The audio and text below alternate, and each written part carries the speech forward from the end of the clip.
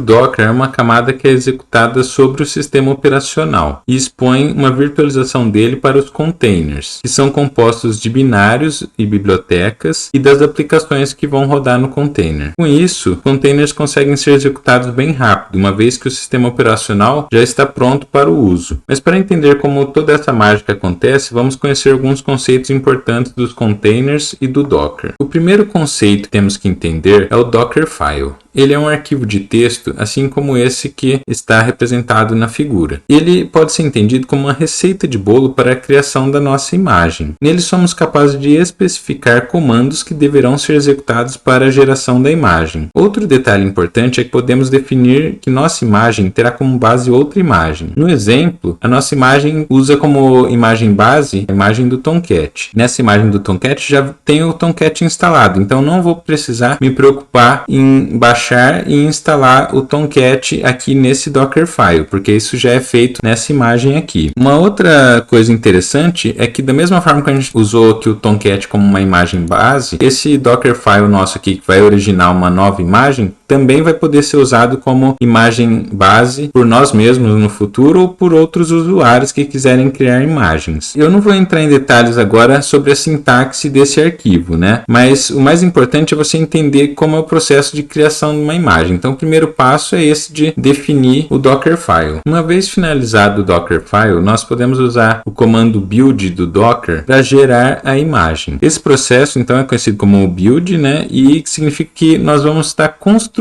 essa imagem, ou seja, vão ser executados os passos que foram definidos aqui e vai ser gerada a imagem. No nosso exemplo, eu coloquei aqui que a gente gerou uma imagem do Apache Tomcat++, né? Porque, por exemplo, ele vai ter, além do Tomcat, a nossa aplicação, a aplicação que a gente quer rodar aqui. Então, do Dockerfile, a gente chega na imagem. Uma vez gerada a imagem, a gente consegue dar o comando docker run e inicializar novos containers, né? A gente pode inicializar vários containers a partir de uma única imagem. Então aqui no caso, no exemplo, estão sendo inicializados 3 containers. O comando docker run que inicializa os nossos containers a partir de uma imagem. Então agora que nós vimos o que é Dockerfile, imagem e containers, vamos olhar a arquitetura do Docker. O Docker é composto basicamente por 3 componentes, os quais podem estar todos em uma mesma máquina ou máquinas diferentes. O primeiro componente é o client, que permite que executemos comandos como o Docker pull e o Docker run.